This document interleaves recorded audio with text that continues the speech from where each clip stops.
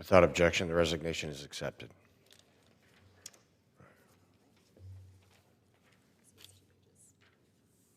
For what purpose does the gentleman from Oklahoma seek recognition?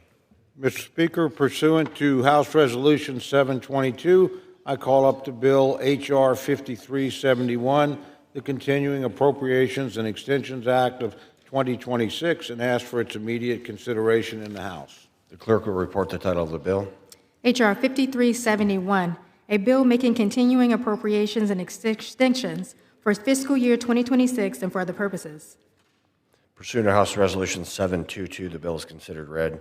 The bill shall be debated for 1 hour, equally divided and controlled by the chair and ranking minority member of the Committee of Appropriations and their respective designees. The gentleman from Oklahoma, Mr. Cole, and the gentlelady from Connecticut, Ms. DeLauro, will each control 30 minutes. The chair recognizes the gentleman from Oklahoma.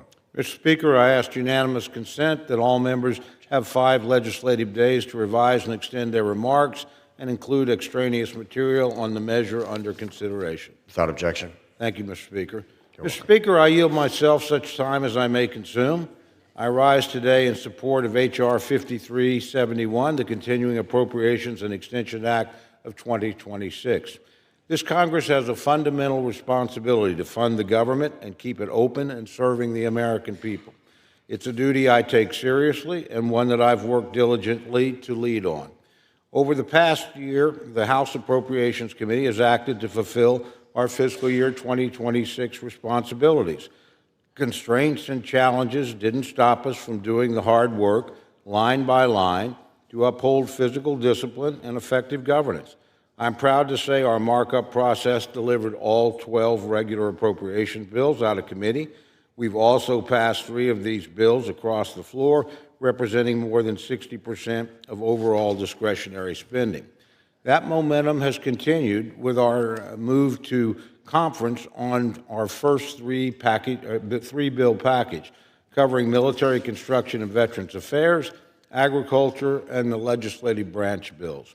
This marks the first conference on major appropriations legislation in close to a decade, and it's a critical step for this institution for restoring regular order.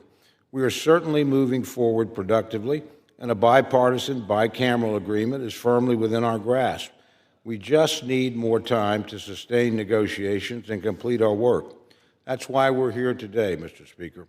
The continuing resolution before us is simple. It extends funding until November 21st. It's a clean, short-term stopgap that protects the FY26 progress we've made and allows the appropriations process to advance toward full-year bills. It allows us to return the appropriations process to regular order where it should be. This is the responsible path. I want to remind my friends on the other side of the aisle what this measure is. It's a clean CR that keeps the lights on for the American people while we finish our work. It contains no poison pills or partisan riders. It provides essential security measures for all 3 branches of government, and it's a short extension, just 7 weeks.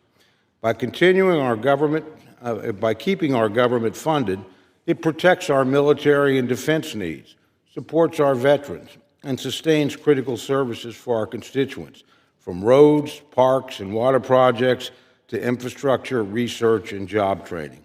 This tailored, straightforward approach is exactly what Democrats previously asked for.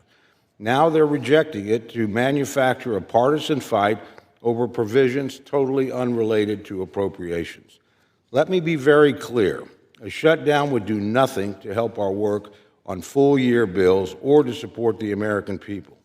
So if you want stability for the American people, if you want time for negotiations in good faith, and if you want regular order, you'll support this CR.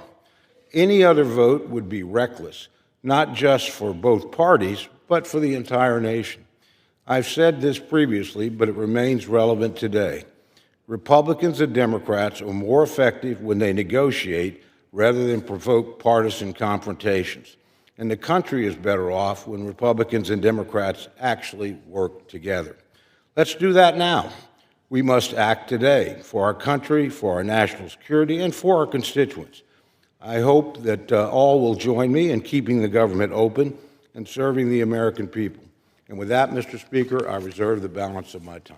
The gentleman reserves. The gentlelady from Connecticut is recognized. Thank you.